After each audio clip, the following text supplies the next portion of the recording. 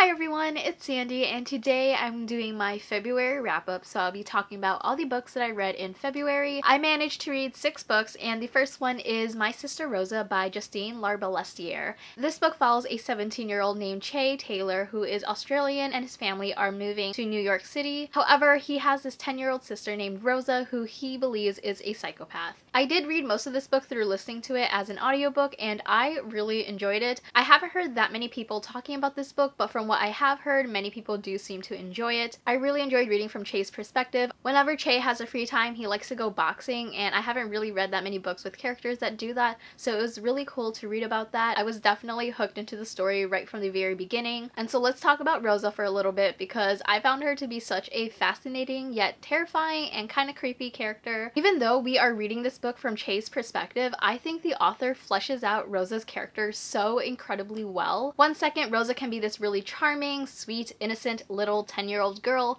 but the next second she can be really cunning and manipulative. She lacks empathy and she knows how to portray herself in certain ways to get what she wants. Going into the story, I really didn't know that much about it, but I was surprised to see how diverse it was. We have a side character named Leilani. She is Korean American and she was depicted in a relationship with another girl. There's also a non-binary side character, and then the love interest is Black and she's Christian and she's the daughter to 2 moms. The story can drag and be slow at times, but I think the way the story built up to the entire ending was just done so well. The story definitely kept me engaged and I was constantly anxious to see what Rosa was going to do next. I did have some predictions about how the story was going to end. While some things came true, the overall ending was definitely not what I was expecting and I was kind of blown away by it. The ending of this book doesn't really leave you that satisfied. However, considering the circumstances, Rosa is 10 years old and she has a whole life to live. I don't know if this is in the works or anything, but I think it would be interesting to see like a companion novel following Rosa's character as she's like living as an adult. I think that would be really interesting to read. So anyways, I gave this book a 4.5 out of 5 stars. The next book that I finished is Sawkill Girls by Legrand. This is actually the group book for the BookTube games. I was in Team Ketterdam. This book basically follows 3 girls. The first character is named Marion. She, her mom, and her sister are moving to this island called Sawkill Rock,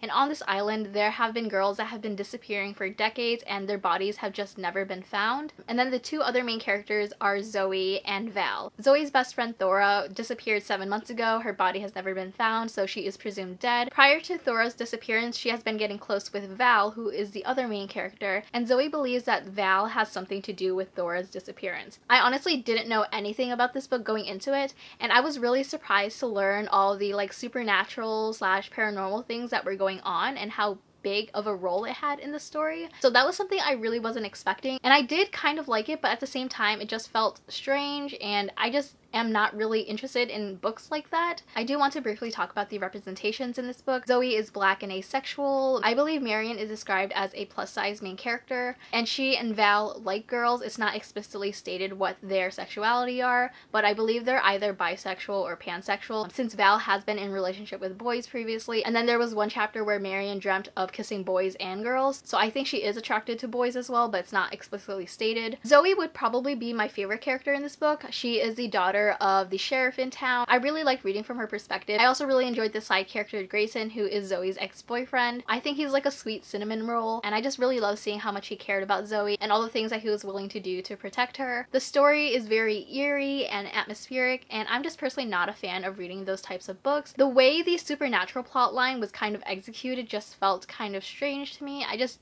didn't really like it very much, and I can't really pinpoint why. It was definitely kind of confusing at times trying to make sense of what is happening. So overall, I would give this book a 3.5 out of 5 stars. The next book that I read is The Poet X by Elizabeth Acevedo, and I am so glad that I finally picked this book up. My parabatai Trin loves this book. This is one of her favorite books of 2018, and she recently reread it as well. I knew that I wanted to pick up the audiobook for this because the author narrates it, and it's a book that's told in verse. This is a coming-of-age story following a Dominican teenager named Xiomara. She is struggling with her religion. She's falling in love with one of her classmates, and she also has a passion for writing. This is such an amazing story exploring identity, family, and religion. I really love the way it was written. I haven't read a book that's told in verse in a really long time, so I was kind of scared that the story was gonna feel disconnected, but I was completely wrong. All of the different poems in the story, I don't really know how it's like formatted in the physical book, but listening to the author narrate the story, story. It flowed so well. Each poem connects with one another, and I just loved the main character's voice. I really enjoyed the depiction of the main character's relationship with her mom,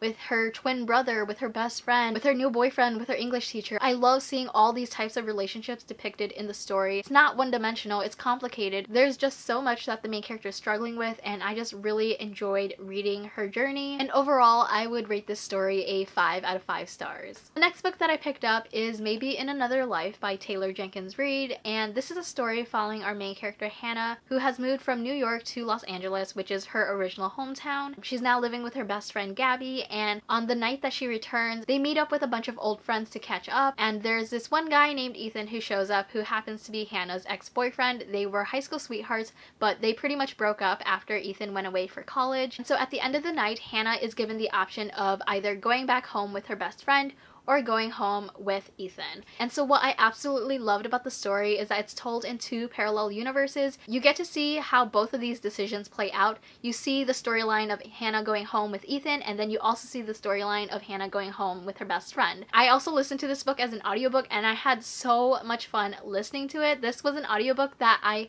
was constantly thinking about. I usually listen to audiobooks in the car, so every time I would arrive at my destination, I just wanted to stay in my car and keep listening to this audiobook because it was just so good. I really love seeing how these storylines played out. I really like that this book raises questions about, is there fate? Is there true love? Are there soulmates? And overall the question, what if? Like, what if I did this? What if I did that? I just think this is such a unique story. I just love the way that it was written, and I really enjoyed the romance in the story. There is a romance that I prefer more over the other, but both of them are still pretty great. I also really love Gabby's character. She is just such an incredible best friend. She's so supportive, and I just really loved her relationship with Hannah. I don't read a lot of like adult romance books, and the main character in this book is 29, so it was just really refreshing to me personally to read a romance following an adult. Also, the main character in this book loves cinnamon rolls, and I've never wanted to eat cinnamon rolls more in my life than while I was listening to this audiobook. Anyways, I ended up giving this book a 5 out of 5 stars. It was just so amazing, and I loved it so much. The next book that I picked up is The 7 Husbands of Evelyn Hugo by Jenkins Reid. This is actually a reread, and this is one of my favorite books that I read in 2018. If you don't know what the story is about, it follows the main character, Evelyn Hugo, who is telling her life story to this journalist named Monique. Evelyn is a bisexual Cuban-American Hollywood icon, and throughout her life she has married 7 different men. I'm not going to go into depth about my thoughts on this book because it is a reread, but I loved it just as much as the first time. I definitely still teared up at certain parts of the story. I wasn't as emotional, but it was still such a good read, and this is definitely going to be one of my favorite books of all time. So no surprise, this is a 5 out of 5 stars. And the very last book that I finished in February is Check Please by Ngozi Ukazu. This is a book that follows our main character Eric Biddle, who is a freshman in college, and he has joined the hockey team. This is a graphic novel that I knew a lot of people really enjoyed,